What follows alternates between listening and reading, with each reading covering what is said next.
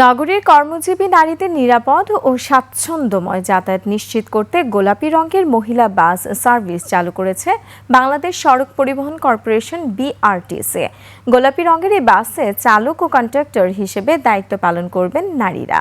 সকালে রাজধানীর তেজগাঁয়ে BRTC Dhaka truck depot প্রাঙ্গণে মহিলা বাস সার্ভিসের উদ্বোধন করা হয়।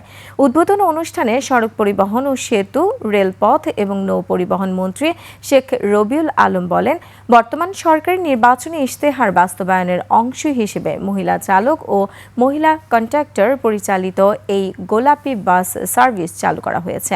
নারীদের নিরাপদ ও স্বাচ্ছন্দ্যময় যাতায়াত নিশ্চিত করার পাশাপাশি গণপরিবহনে নারীর অংশগ্রহণ বাড়াতেও এই উদ্যোগ গুরুত্বপূর্ণ ভূমিকা রাখবে।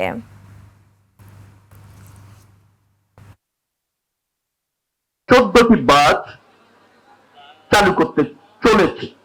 তার মধ্যে ঢাকাতে 10টি রুটে 10টি বাস চলবে।